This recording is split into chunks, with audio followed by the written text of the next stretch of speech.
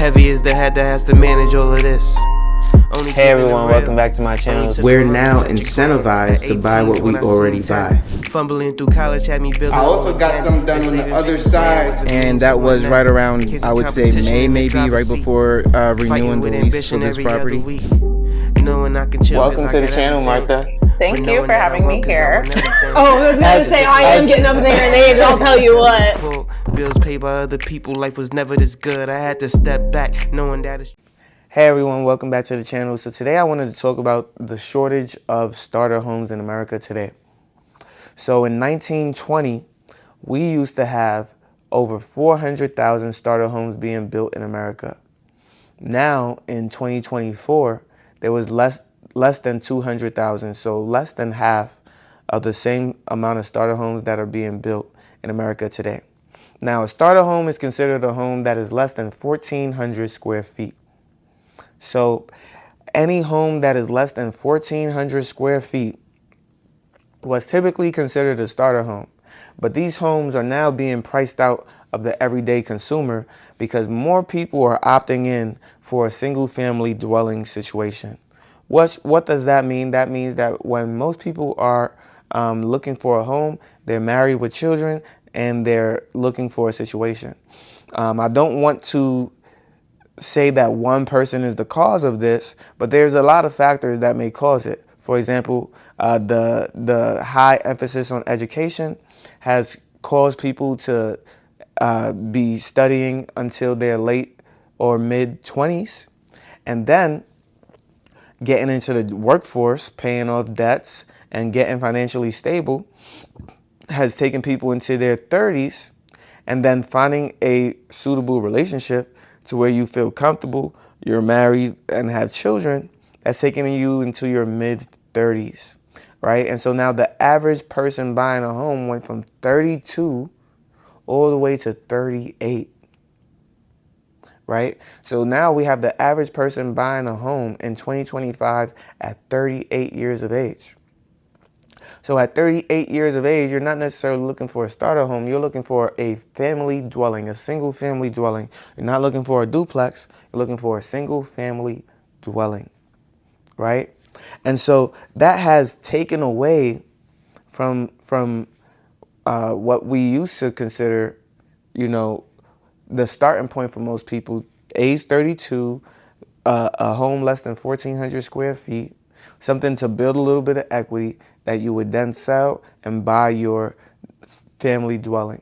People have skipped that process and went straight to the family dwelling, 1,400 square feet plus with their significant other. So with that being said, with less and less starter homes being built, the demand for these starter homes are going up that are already existing, and so the cost is also rising as well.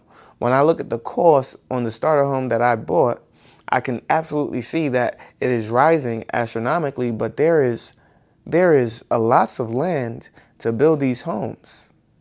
Single family homes are the easiest homes to build in America today. It's the easiest homes to get contracted, plans laid out, and city approved. It's the easiest homes to put in an HOA dwelling community. Single family homes are the easiest homes to actually get plans set and get that thing pushing. So people are really frustrated with the situation that they're in, to where they know that at this point in their life, they should be able to afford a starter home and not be outbid, not be outcompeted. But also, when we're looking at 2025, at the time of me recording this video, there are some interest rates that are at 7%, even though the Fed has been pushing down rates. And so we don't only want to come with issues, we want to also come with solutions. And so what is the solution?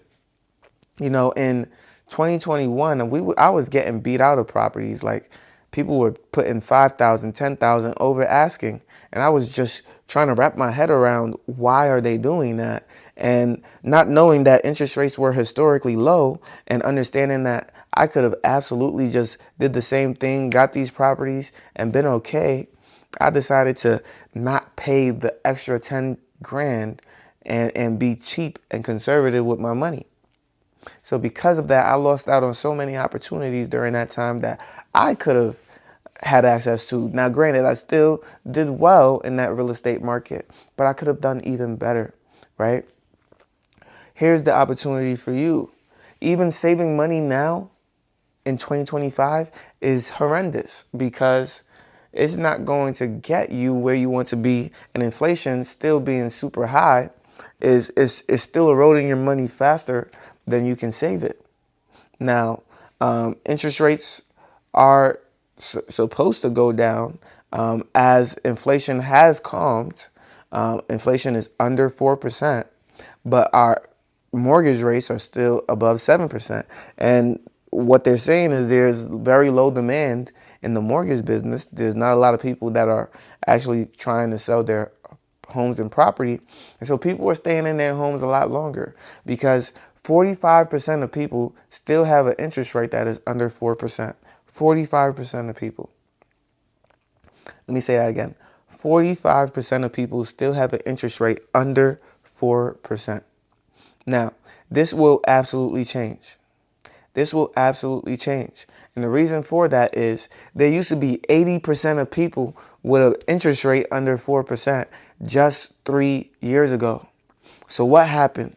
Life happened. There's picking up and having to leave due to a job, divorce, marriage, so many other circumstances that force you to either sell the home, refinance the home, damage to the property, all these things. I remember when I was a mortgage lender, someone had just refinanced their home to 2.5%.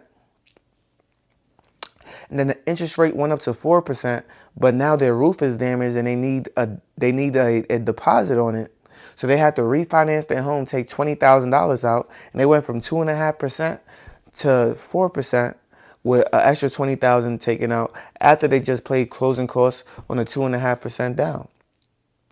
So if that didn't make any sense to you, essentially they had to pay for the same house 3 times because they purchased it first, they refinanced it to 2.5%, then they refinanced it again to 4% in order to get that $20,000 cash and pay for that roof. Right? So hindsight is 2020. Right? If you could have saw the future, you could have took that $20,000 out and you could have had your interest rate at 2.5% and you would have been paying less on all of it. But because you could not see the age of your roof, and this is probably the first home that you've ever had, and you probably had no issues in the last 7 to 8 years, you thought I could just refinance and everything would be fine. Let me save some money. And you were wrong, right? And so I was wrong to not have spent the extra money back then on $10,000 extra just so I can buy this duplex or buy that home or buy this home being cheap. Did I still do good? Sure. And that guy still did good with a 4% interest rate. Interest rates are 7% right now. He did absolutely fine. But knowing where they could be, knowing how optimal they could have been is what kind of hinders, that kind of stings just a little bit, right? And so there's 2 things that are going to happen, and I'll tell you what is really going to happen. So 2 things that can happen. The people with a 4% or less interest rate can hold on to that, especially if they are single or don't have anyone else on the mortgage and have stable incomes and stable jobs. They can hold on to that. And eventually the banks will have to lower their rates in order to entice those said people to sell and start to get the economy moving again. Or the people will have to sell because of life changes and circumstances that require them to do so, like children needing to move, job moving, needing a new home, a bigger home, smaller home, whatever the case may be, natural disasters impacting their community, things like that, like what's happening in California. Whatever the case may be that spurs you to refinance or move, like a roof caving in and needing some extra cash in order to pay for it and not having the money up front, right? And so all those things can force someone to essentially have to refinance or sell their home. And now that 45% number will be dropping. And that's exactly what I believe will happen. I believe that that 45% number is more likely to drop before the mortgage rates actually get too low. And so I can foresee mortgage rates possibly getting to like 5.7.5% in 2026. But for mortgage rates to be at 4% is very unlikely. It's very, very unlikely. And what I like to tell people is that at 4.5%, you essentially are going to pay double for your house. So if your house is worth $300,000, it'll be worth, you pay $600,000 for it over a 30-year period. And so most houses with inflation are supposed to double every 20 years. That would make buying a house at 4.5% a really good investment, because you would essentially have made the same money that you were paying for the house over 30 years in just 20. But now at 7% interest rates, that's a different situation. How much money are you actually making when you're spending 7% in interest, right? Another thing that you want to account for is, are you the one paying the mortgage or is someone else paying on the mortgage, right? So if you're renting out the property, it doesn't matter who's paying the mortgage. You're still the one who's benefiting the most from it all. Because if you're renting the property, you're not paying for it yourself. And so it's a win-win regardless, right? If it's at 7% and still cash flowing, guess what? You're still making money, so it doesn't matter, right? And so it really just depends on the situation. But if it's a home for you to live in, understand that you are paying almost 3 times more than someone who had bought their home at 2.5% interest rates, right?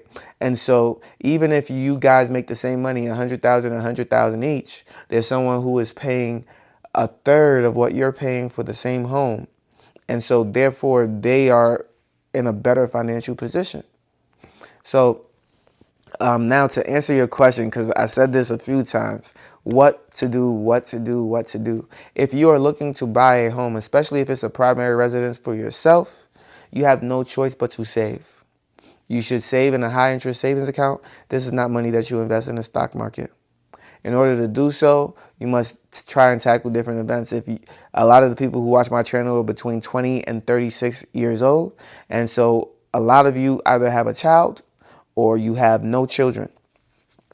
If you have a child, you are not necessarily living in a roommate situation. Therefore, you need a studio or a 1-bedroom, the thing that is going to maximize your income and allow you to put money to the side. You're going to do that for 1.5 years while you're working on your credit score, if you need your credit score to improve. While your credit score is improving, you're saving down that down payment. That down payment should be no less than $15,000 to $20,000. Start off small. Start off with a goal of $10,000. We've all possibly had $10,000 at one point in our life. Especially if you have a child, that tax refund is going to help a lot with you getting to that goal. But do not include it as a part of your goal, because if you do so, you're just making things so much easier, and then you're going to start regressing, right? Now, if you don't have children, you're going to go about it a different way. You might want a roommate situation. You might want to move in with your parents if possible for you. And then you're going to want to stack up and starve. Stack up and starve. What does that mean? That means you should be trying to get at least $20,000 saved in the first year. And then in 2026, you're looking to buy, or in 2025, wintertime is typically not all the best properties on the market, but you're going to have the least amount of competition in the winter. So you're going to have more access to negotiate a good deal. Now, with buying a property for a primary residence, you're going to pay more, but you probably want to buy in April, May, and June, because that's going to be where the majority of properties hit the market, right before people start going on vacation and things like that. So if you want the most options, you want to buy in April, May, and June if you're not an investor and you're just doing it for a property for yourself to live in. Now, if you like this video, make sure you leave a like, comment, and subscribe to the channel. You know I post on YouTube, Rumble, and Spotify for podcasters, and I can't wait to see you on the next one. Peace.